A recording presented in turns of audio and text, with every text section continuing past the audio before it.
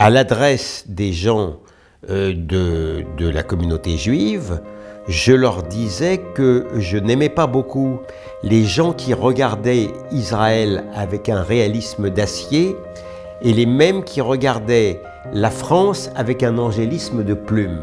Ceux qui disent qu'Israël, il faut une armée, il faut une police, il faut des frontières, il ne faut pas que les Arabes de Palestine fassent jouer leur droit du retour parce que sinon on va être en minorité. Puis en France, allez-y de bon cœur, rentrez, la soupe est bonne, venez, plus on est de faux, plus on rit.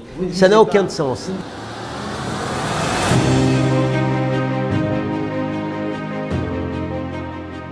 Bonjour maître. Bonjour.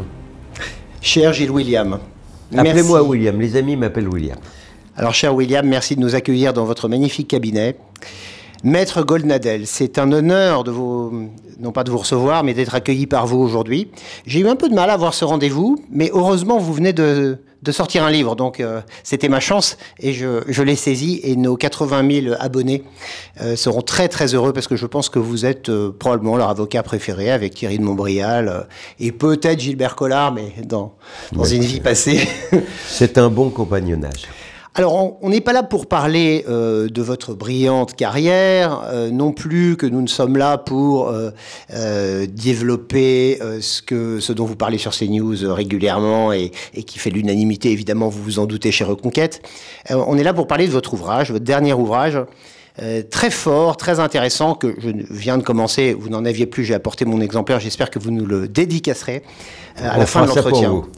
C'est un ouvrage très important, bien sûr, hein, parce qu'on parle du 7 octobre, hein, on parle du pogrom, du premier grand pogrom du XXIe siècle en Israël. Vous êtes franco-israélien, vous n'êtes pas un communautariste, hein, vous étiez au CRIF, vous en êtes parti parce que ça ne vous convenait pas.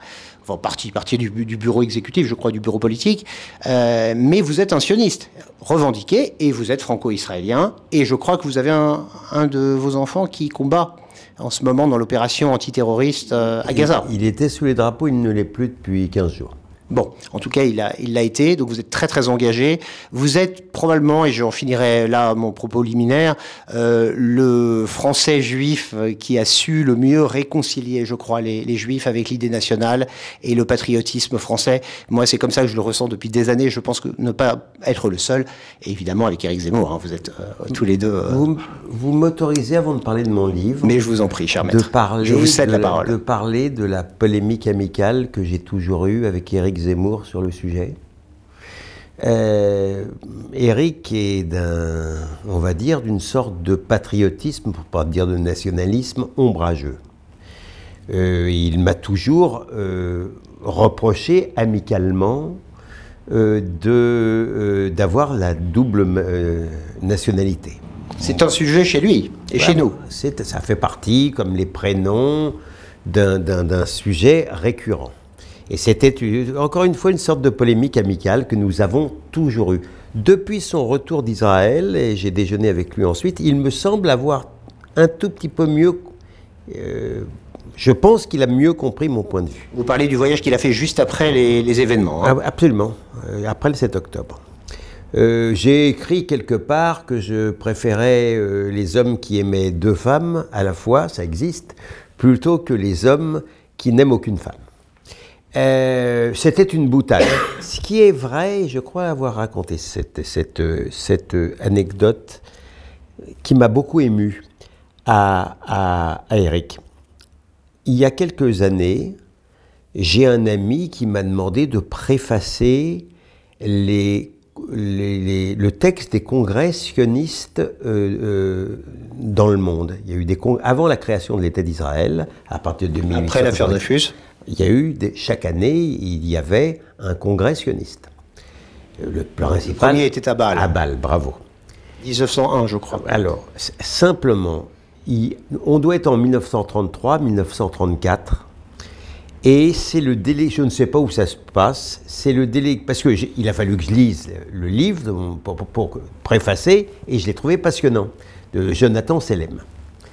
Et donc, c'est le congrès de 33 ou 34, je crois. C'est le délégué hongrois qui s'adresse au congrès sioniste. Et il va faire son alia. L'alias, c'est-à-dire rejoindre la terre d'Israël. Exactement.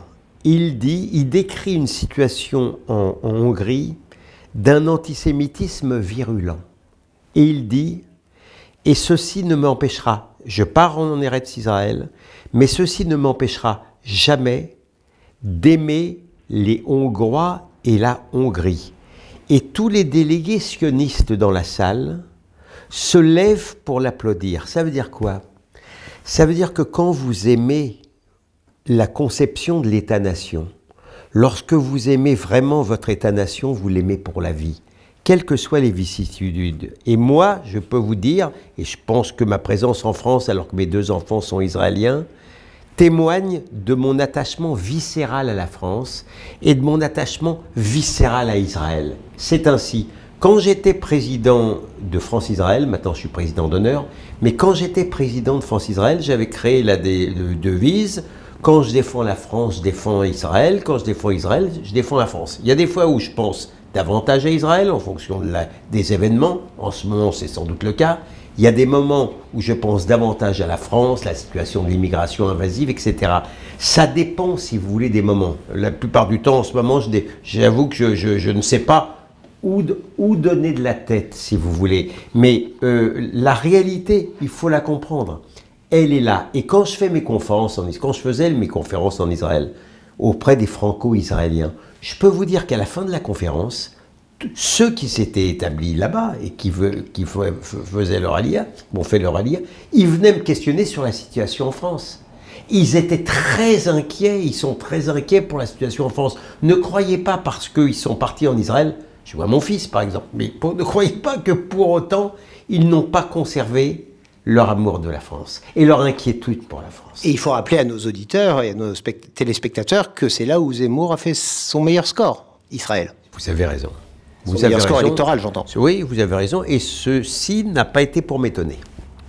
Et vous faisiez, pardon, mais j'en parle dans mon livre, donc c'est l'actualité par rapport à mon livre, vous faisiez allusion à mon désaccord profond avec le CRIF. J'étais, sans vouloir me vanter, le mieux élu, que jamais quelqu'un n'avait été aussi bien élu au comité central, au comité directeur du CRIF. Je ne vous dis pas ça uniquement pour me vanter, mais pour vous, et alors même que ce sont des associations qui sont souvent un peu orientées, pour vous dire ce qui se passe quand même à l'intérieur du CRIF, et la direction du CRIF ne représente pas le CRIF, les CRIF de province, etc.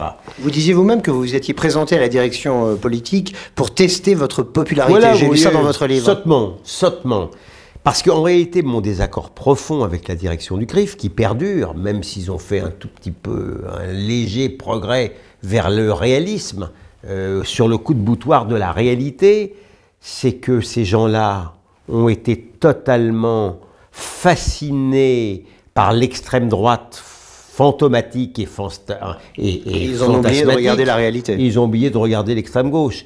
Alors maintenant, ils veulent bien renvoyer dos à dos extrême gauche et extrême droite. Ils sont encore dans l'erreur. Et ces gens-là, je leur en veux beaucoup. Pourquoi je leur en veux beaucoup? C'est encore dans mon livre. Hein. Je ne sors pas du cadre de mon livre. C'est parce qu'en réalité, ces gens-là, soit parce que ce sont des juifs de cour, soit parce qu'ils sont traumatisés, je ne sais pas par quoi. Juifs de cour, c'est une expression quand même très, je dirais, désagréable à leur endroit, mais oui, vous considérez qu'elle est justifiée? Oh, vous savez, c'est une réalité historique profonde. Le juif de cour a toujours été c'est le phénomène diasporique. Vous voulez complaire aux puissants, vous voulez complaire au pouvoir, vous voulez complaire à l'ère du temps. Et voilà, c'est comme ça. Ce sont, pardon de vous le dire, mais c'est une tradition historique lourde dans l'histoire de la diaspora, le phénomène du juif de cour. Mais encore une fois, il y a aussi, les fantasmes de la Shoah, mal interprétés, etc., etc. Mais ce que je veux dire, c'est que je leur en veux beaucoup, parce que à une époque où ils avaient un magistère moral et politique important, qu'ils n'ont plus, eh bien, je peux vous dire qu'ils ont favorisé une immigration invasive dont les Juifs français, à l'intérieur même des Français, ont été les premières victimes. Dans le premier article que je commets pour Le Figaro, il y a des lustres de cela, Je défends Giscard d'Estaing, qui n'était plus président de la République, parce qu'il avait le malheur d'avoir dit que les Français vivaient l'immigration comme une invasion. Et qu'il avait lui-même provoqué d'ailleurs, hein, par le regroupement familial. Je mentirais en disant, je n'ai jamais été giscardien de ma vie, mais là je le défendais parce qu'il méritait, je pense, d'être défendu. Vous avez raison, pour le reste. Il y aurait beaucoup à dire sur le pauvre Giscard. Ceci posé à l'adresse des gens de la communauté juive, je leur disais que je n'aimais pas beaucoup les gens qui regardaient Israël avec un réalisme d'acier et les mêmes qui regardaient la France avec un angélisme de plume.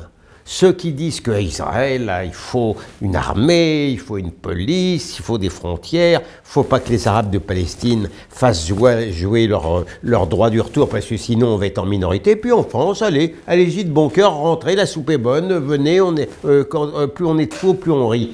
Ça n'a aucun sens. Vous ne visez pas Bernard-Henri Lévy en disant ça, par exemple? Écoutez, très sincèrement, vous savez, mais vous riez, mais malheureusement... Je ris jaune.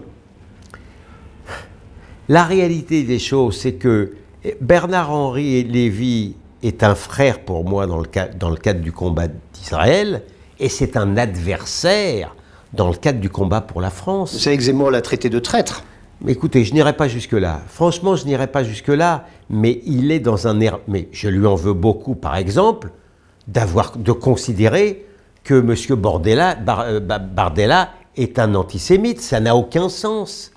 Mais c'est quelqu'un qui défend Israël avec beaucoup de courage. J'en parle de mes divergences dans mon livre avec BHL. On avait une sorte de gentleman agreement à l'égard d'Israël d'une part, et parce que je ne lui conteste pas un courage physique et intellectuel particulier à Bernard-Henri Lévy. Mais à l'égard de la France, je lui en veux beaucoup. Zemmour le lui a dit plusieurs fois, et il lui a dit « Vous êtes sioniste à Jérusalem et vous êtes anti-français à Paris. Il y a quelque chose qui ne va pas. » C'est ce que vous êtes en train de dire, en fait. Malheureusement, je ne peux pas contredire Éric sur ce point. Est-ce que vous allez soutenir quelqu'un à la prochaine élection européenne du 9 juin? Je ne sais pas encore, monsieur. Je ne sais pas encore. Appelez-moi David. Je ne sais pas encore, David. Je ne me prononcerai pas là-dessus.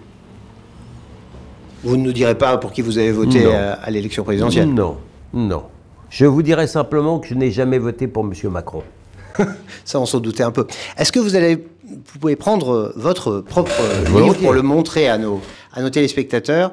Donc, il s'appelle Journal de guerre. Ça veut dire que nous sommes en guerre. Nous sommes en guerre bien avant le 7 octobre. Mais c'est vrai que lorsque Fayard... Isabelle Saporta, chez Fayard, me propose d'écrire. Je lui rends un livre de fiction sur le wokisme. Et elle me dit, écoute, je peux pas, en ce moment, c'est pas... Ça peut attendre. Ça peut attendre, elle avait raison. Je devais le rendre. Hein. Elle me dit, il faut que tu nous fasses un journal de guerre. J'ai pas hésité un quart de millième de seconde parce que ça m'a servi de thérapie. Je faisais déjà pro entre 8 et 9, je rentrais chez moi, j'étais dévasté. J'étais dans un état de sidération.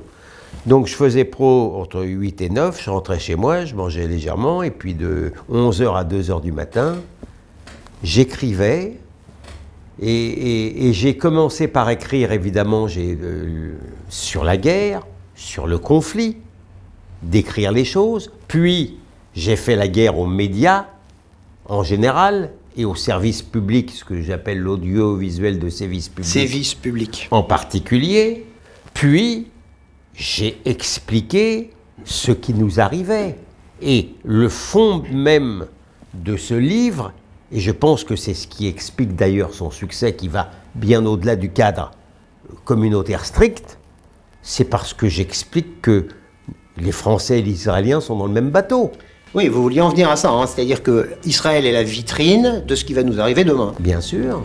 On n'est pas encore entré dans la boutique, mais on a déjà, la vitrine est déjà parlante. Mais on l'a vu clairement. En vérité, ce livre est dans les circonstances empressées. l'aboutissement de mon nouveau bréviaire de la haine il y a 20 ans et de ma réflexion sur la question blanche d'il y a 10 ans, et puis d'une certaine manière de mon manifeste contre le fascisme, mon manuel de résistance au fascisme d'extrême gauche il y a 2 ans. C'est un continuum en fait. Oui, mais c'est un continuum un petit peu accéléré là. Mais parce qu'on est dans l'accélération de l'histoire. Mais oui, bien sûr, nous sommes en guerre. Nous sommes en guerre.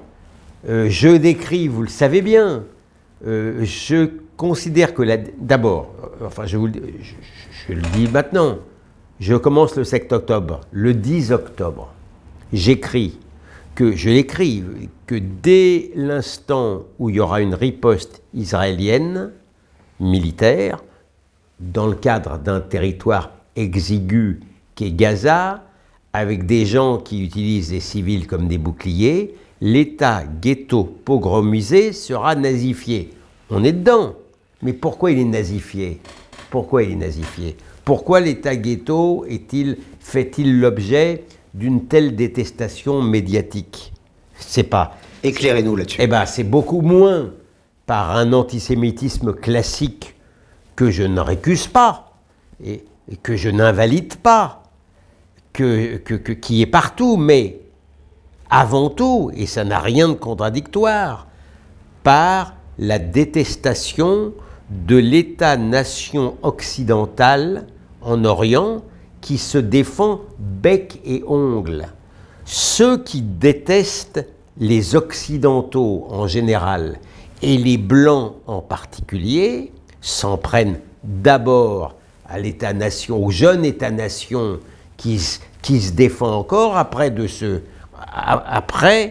viendra le tour des vieux États-nations occidentaux largement envahis et en déliquescence. Et comment expliquez-vous qu'ils défendent la jeune nation, entre guillemets, palestinienne, pour autant? Ah ben mais ils défendent la jeune... Mais l'État-nation qu'ils détestent, ce sont les États-nations occidentaux. Ils n'ont rien contre les États-nations africains. Ils n'ont rien contre la création d'un État-nation palestinien, arabe de Palestine, avec des frontières. Le personnage qu'ils détestent, c'est l'occidental ou le mâle blanc occidental, c'est du côté des wokistes. C'est, en vérité, nous sommes au cœur même du racisme anti-blanc. Pourquoi croyez-vous, pour ne prendre qu'un seul exemple qui ne peut pas être contestable, pourquoi croyez-vous que les féministes invétérés n'ont pas voulu prendre fait et cause contre les femmes violées le 7 octobre. Pour les femmes violées dans les kibboutz le 7 octobre. Pas moins parce qu'elles étaient juives et israéliennes que parce qu'elles étaient blanches et que surtout, le mâle qui les a violées n'était pas un mâle blanc détestable. C'était un mâle non blanc qui en vérité vécut dans leur inconscient tourmenté comme une victime. Et au rebours, le juif qui vous parle, il y a 100 ans, était vécu comme un métèque. L'extrême droite de l'époque vivait... Apatride, cosmopolite. Voilà, comme un veule apatride. Et maintenant, l'antisémitisme virulent, qui est génial, a renversé le stéréotype sur ses pieds et décrit le juif, qui a un État, nation, comme un nationaliste belliqueux. Il y a toujours un fond de vérité. Le métèque n'avait pas de pays, il ne savait pas trop comment se défendre, et le juif dans son état, non seulement il se défend, mais il est pugnace, il lui arrive même de tuer, il ne se laisse pas faire. Et je décris l'antisémitisme nouveau, qui n'a plus rien de nouveau. Il y a une forme particulière qui est incarnée par le philosémite déçu. Et le philosémite déçu le plus exceptionnel, c'est M. Edwy Plenel, qui a plénélisé d'ailleurs une très grande partie de la classe journalistique. On le rappelle, un ancien directeur du Monde qui a défendu le massacre des athlètes israéliens en 72 à Munich, Oui. qui a ensuite fondé Mediapart et qui est le grand pourfendeur effectivement du sionisme. Oui, mais ce garçon-là, je peux vous dire, avec sincérité, et avec son épouse, avec lequel il communiait totalement dans ce cadre-là, adorait le juif mort en pyjama rayé. Et le juif en kaki, beaucoup moins. Ah, vous savez, d'abord c'est le juif mort en pyjama, comprenez-moi, vous avez un juif mort en pyjama rayé. Lui, dans son univers mental post-chrétien, la C'est le Shoah, Christ. bravo, la Shoah c'est une nouvelle crucifixion, et le juif, sur cette croix-là, reconnaissez qu'il ressemble diablement, si j'ose dire, à Jésus. Il ne sourit pas, il ne se défend pas. Donc pour ce philosémite Plenel, il est très déçu par le juif, au contraire, en uniforme kéki. Lui, il se défend, il ne se laisse pas tuer, il se défend bec et ongle. Et d'une certaine manière, dans son inconscient tourmenté, le juif en Galilée qui se défend, C'est Judas. Judas. C'est ce que vous écrivez dans votre livre. Et je dis que le juif, que Plenel qui adore le juif en pyjama rayé ne peut qu'abhorrer le juif en uniforme kaki. C'est dans cet univers mental réellement tourmenté que Plenel jeune applaudit avec allégresse la mort des athlètes israéliens qui sont tués en vérité par les nouveaux juifs. Les Palestiniens, ils vivent dans l'inconscient tourmenté de M. Plenel, ils vivent une nouvelle crucifixion. Et d'une certaine manière, allons maintenant au lendemain du 7 octobre et ce qui se passe à Gaza. On n'est plus dans une crucifixion, on est dans un génocide, on est dans une nouvelle Shoah, sans prêter garde du tout aux circonstances. Bah oui, parce que je ne sache pas que les Allemands aient été victimes, si vous voulez, d'un pogrom qui explique Perpétré par les Juifs. Perpétré par les Juifs, je ne sache pas. Et je ne sache pas qu'un seul soldat, israélien ait volontairement, je dis bien volontairement, voulu attenter à la vie d'un civil de Gaza qui n'était pas armé. Voilà, c'est ça. C'est important de rappeler qu'il n'y a pas d'intention génocidaire, donc il n'y a pas de génocide. Mais tout compris. En dehors du même qu'il y a une obsession sur Israël qu'on n'a pas sur le Congo, où il y a des millions, je dis bien, où il y a des millions de morts. Il y a une focalisation sur Israël qui n'est pas innocente. Cette obsession-là, cette obsession du juif, alors c'est là où je vous dis qu'elle rejoint l'obsession antisémite de tous les temps. Ah, il faut bien que nos abonnés comprennent que vous n'êtes pas un communautariste. Vous êtes un nationaliste français, un sioniste, donc un nationaliste israélien. Vous êtes un nationaliste, en fait. Vous êtes un patriote. Bah, écoutez, vous n'êtes pas un communautariste juif en France. Bah, écoutez, j'ai ce qui est quand même assez différent, je oui. pense. Ah bah oui, Je suis pas sûr que tout le monde comprenne le distinguo. C'est pas forcément simple pour des non-juifs. Oui, enfin, ceux qui me connaissent bien savent que je ne suis pas un communautariste. Ils savent, je suis pas, voilà, je suis pas. Vous ne défendez pas les droits d'une minorité juive au sein de la nation française. Pas du tout, pas du tout. Ça n'est pas mon combat. Ce n'est pas mon combat. Je défends. Bah, vous savez, dans ma vie d'avocat, j'ai l'occasion de défendre beaucoup de victimes juives. Vous remarquerez que ces victimes juives assassinées que je défends, elles ne sont pas assassinées par l'extrême droite. Hein. La réalité est là. Elles sont assassinées des causes de l'islamisme, largement étrangers, ou d'immigration, largement défendues par l'extrême gauche. Qu'est-ce que vous avez pensé, vous me donnez une sorte de ressort, des propos de Zemmour sur les tombes juives, en disant, voilà, les... J'ai pas aimé. Je n'ai pas aimé. Ça a fait partie effectivement de mes larges divergences avec Éric, que j'ai documenté, je lui en ai parlé à plusieurs En disant, il n'y a aucune reprises. raison qu'il se fasse enterrer en Israël, finalement. Oui, non mais plus. Je veux dire, je veux bien que vous m'entraîniez à vos risques et périls, sur mes divergences amicales, toujours pleines d'estime. C'est parce qu'on vous aime beaucoup qu'on se comprends, permet non, mais ça me ce gêne type pas, de questions. non, mais ça me gêne pas. Mais comme c'est la chaîne de Reconquête, c'est pas moi qui aurais... mais ça fait partie de mes grandes divergences, parce que je reproche à Éric, souvent, mais il a quand même fait le voyage du 7 octobre, et je lui en sais gré, d'être assez imperméable à la souffrance juive.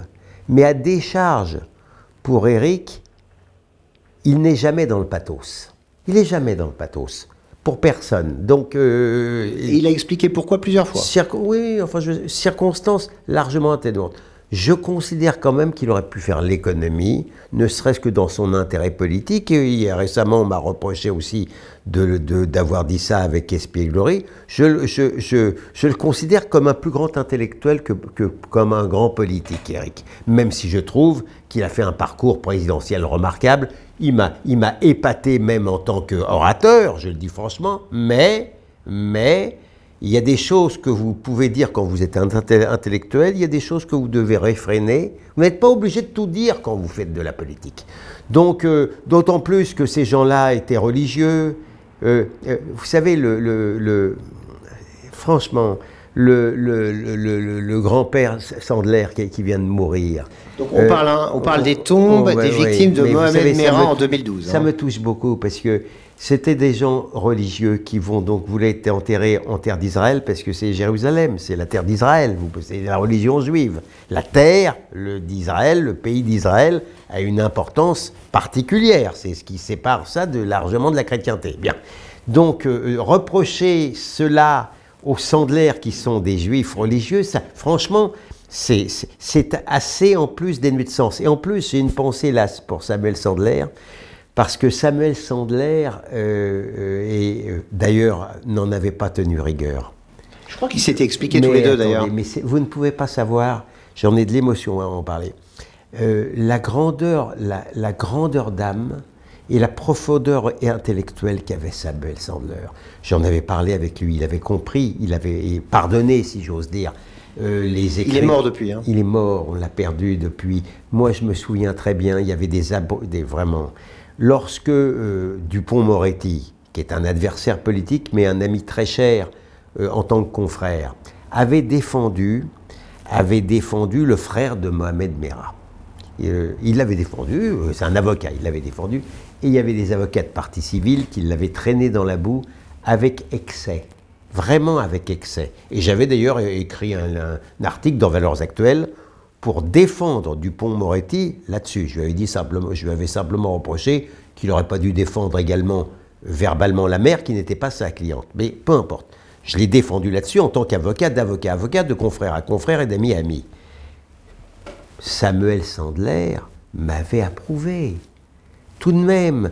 Vous comprenez donc, pour revenir sur notre conversation à propos d'Éric, ça fait partie effectivement des divergences amicales qu'on a, mais ça ne m'empêchera jamais d'avoir pour Éric Zemmour une très grande estime et une très grande amitié. Qu'est-ce que vous pensez, cher maître, et on va en terminer avec cette question, parce que je sais que vous êtes pressé, et surtout on a largement dépassé la demi-heure que vous nous aviez accordée. Qu'est-ce que vous pensez de Marion Maréchal, qui nous représente aux élections européennes du 9 juin? Qu'est-ce que vous pensez d'elle? Du bien, je pense. C'est une amie. C'est une amie, Marion. J'ai beaucoup de tendresse pour elle, j'ai beaucoup d'estime pour elle, j'ai des divergences avec elle. Vous savez, je ne vous dis pas ça parce que je suis une sorte de... On peut me reprocher beaucoup de choses, mais je ne suis pas dans la rondeur. Il se trouve que j'ai une égale amitié pour sa tante. La réalité, elle est là. Donc, si la vie était parfaite, je vous dire franchement, si la vie était parfaite, je rêverais d'une union des droites. C'est ce que souhaite Zemmour depuis longtemps. Mais oui, est-ce qu'il a contribué par ses propos à faciliter cette union des droites? Je n'en jurerai pas. Le RN n'est pas non plus un parti facile avec lequel, j'essaie d'être juste, hein, avec lequel il est facile de s'allier. Marion pourrait en dire beaucoup sur le sujet. Donc c'est compliqué, mais dans l'idéal, peut-être que, et maintenant le RN n'a plus beaucoup d'intérêt à s'allier. La réalité, elle est là aussi. Il faut... On verra les résultats des prochaines élections. On verra les résultats. Mais ce que je veux dire, c'est que sur le papier, dans l'idéal, et Eric pourra vous confirmer que j'ai toujours essayé de réconcilier les partis. Voilà, avec un bonheur très incertain. Voilà. Cher maître, Gilles William, merci mille fois de cet entretien exclusif pour la chaîne Reconquête. Un dernier mot, le mot de la fin pour nos 80 000 abonnés? Bah écoutez, je les salue, vous leur dites l'amitié. Vous leur dites vous-même, ils sont là. Ouais, bah je leur dis toute l'amitié et toute l'estime que m'inspire votre combat. Voilà. Et surtout, comme on dit chez nous, vive la France. Vive la France. Merci. Et Merci vive beaucoup. Israël aussi.